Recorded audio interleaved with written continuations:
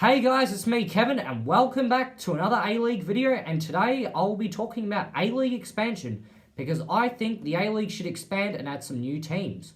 Why? Well, the A-League needs to be a competition which is both fair and is at a decent length. I reckon each team should play each other exactly twice, one at home and one away from home, and for each team to play each other twice, a decent length would be about 30 rounds, and that would require 16 teams. Absolute minimum a 26 game season with 14 teams, but I think 16 teams is more preferable. You have the top 8 going through to the championship and playing in a 4-week final series, and I just think that number is quite square.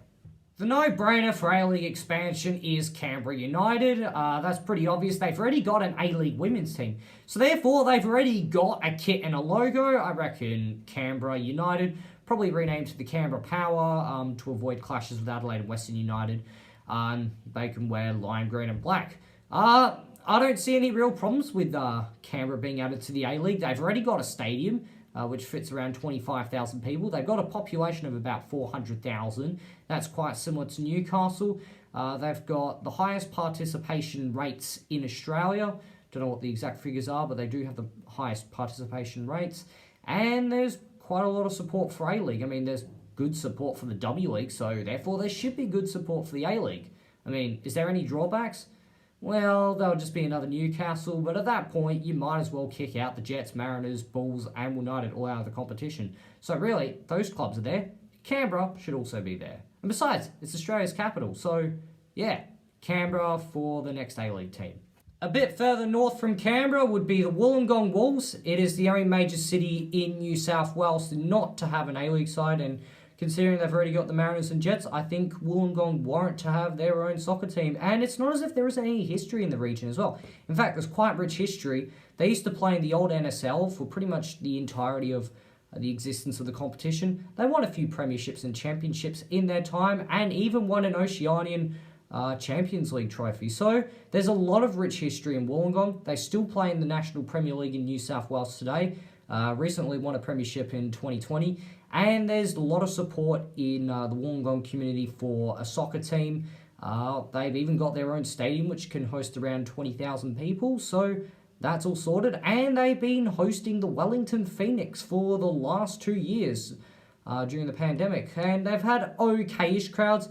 Yeah, the crowds haven't been the greatest. You would have thought maybe a few more people from the Wollongong community to get behind the Phoenix. But they are a New Zealand club. And to be honest, it's probably the highest attended series of neutral games in A-League history anyway for neutral clubs. Look, I think the main issue with a Wollongong side is financing. They've obviously got an expensive stadium to operate and a high break-even point. And considering the size of their community, they might be operating on a loss. So financially, they might need better backers. They don't have an owner that's there to like back them in with deep pockets. They don't have that sort of owner yet, but I think in terms of support, I think Wollongong Wolves will be well supported as a club and would be a good addition to the A-League. Next, I've got a pretty controversial one, and that's Gold Coast. So there's currently been a lot of talks for Queensland to have a second team, and pretty obvious it's a population of 5 million people with quite a lot of football fans around the state. Many people have been calling for Brisbane to have a second team. I don't think that'll work out because Brisbane only really average around 12,000 people a game, and since they've moved up to Redcliffe, that has become even less as well. So instead of diluting the Roar, I think there should be a team down the road in the Gold Coast instead. Yeah, many people will be skeptical about that because they did have a team in the A-League before. And that didn't go so well off field. They were only averaging around 2,000 to 3,000 people a game. But I don't know how much of that was due to Clive Palmer not running it properly. I would like to think that if they were given a proper shot with a proper owner, then they probably could do better. Because Gold Coast, they do have a bit of football heritage in the state. There is a bit of football interest there, which it could work. They've got a good-sized stadium, Cbus Super Stadium. which could house them. And also, they've got a lot of corporate interest. There's a US firm that wants to buy them. They've got quite a bit of money and they could probably back them well. So I think Gold Coast will be well financed by their backers, whoever backs the team. And I think Gold Coast would provide that good rivalry with Brisbane, with the Brisbane Roar, and they could both share and represent the Queensland state. And I reckon Gold Coast as well, if they think 15 games in Gold Coast is too many, they could take some games up to, I don't know, maybe Sunshine Coast or even Townsville. I don't think Townsville or North Queensland would get a team anytime soon. So I think Gold Coast could take a few games up there.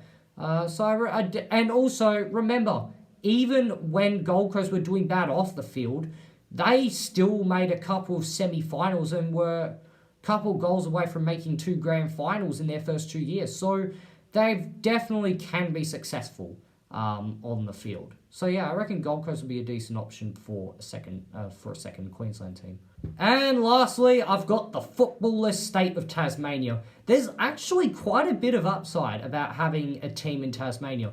There's no competition for football because there's no football coast there, so Tasmania would have a monopoly. Unfortunately, if the A-League were to stay in the summer, they would still have to compete with the Jack Jumpers and Hurricanes, but they're 2 different sports altogether. So, yeah, they would have a monopoly over the football market, and they've actually got high participation rates in the state anyway, almost just a bit below Canberra, but still higher than even New South Wales and Victoria. So they've got a lot of growth there. On top of that, they've got their own competition in the National Premier Leagues, and their FFA Cup matches have actually been respectably attended. I think it was a few years back.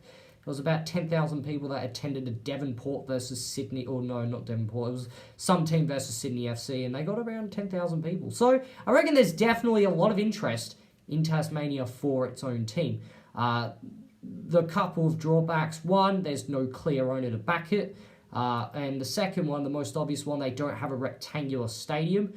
They do have a stadium to play on, but it is an oval. Well, they have a couple stadiums, but they're both ovals in Blundstone, Utah Stadium. So I don't know how effective either of them will be, and they'll probably have to build a new stadium because they're probably not going to be able to stay at Blundstone Arena for the long term. I think it'll be a short-term thing when they first join.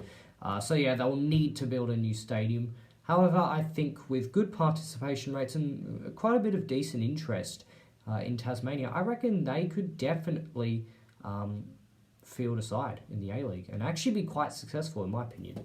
What about some of the other candidates I've left out? Let's talk about those for a minute. Auckland definitely could have worked for a new A-League side. I mean, it's a population of 1.6 million and there's definitely a bit of soccer support there. And their team, Auckland City, in the New Zealand Championship, basically win every year. However, the drawback with that, I feel like it's a bit of a risk having 2 teams in New Zealand. One, Auckland teams have failed in the past. That alone wouldn't have stopped me if there was no New Zealand team. I would have been shouting, yeah, start up another Auckland team. But there's already a Wellington team. And we've seen what's happened with the pandemic in the last 2 years. There's been a lot of travel complications. So I think it's better off if Wellington share their games between Wellington and Auckland. What I do propose is for Wellington to play at least 5 home games a year in Auckland, which is an increase from the current 2 they play. Then there was also talk about North Queensland. I just don't know if they've got the population to sustain it, really. So I think they'd be better off being serviced by Gold Coast, who may play a couple games there. There was also talk at some point about a team in the Dandenong, southeast Melbourne region, because there's a lot of soccer participation and interest there. And I reckon Melbourne City should move to Dandenong if they can ever build a stadium there. Obviously, Western United struggles. I don't know if that'll ever happen. But if they can get a good stadium, 15,000-seater stadium in Dandenong, I reckon Melbourne City should move down there. And that would mean all 16 A-League teams would have an individual stadium. And then there was also talk about a team in like the Liverpool region. I reckon that could be serviced by Macarthur if they want a team there. That Macarthur is technically representing that region. So yeah, that's my thoughts on the alternate expansion teams. I don't think a second team in Perth, Adelaide or Brisbane would really work out, and I think all they'll be doing is cannibalising the teams that are already there.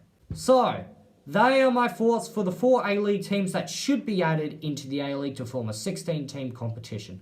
Hope you liked this video. Please like and subscribe. Comment what you think of the video down below, and comment where you think these expansion teams will work. If not, which teams do you think should be added into the A-League and how many teams there should be. Check out some of my other videos, and I'll see you in the next video. Goodbye.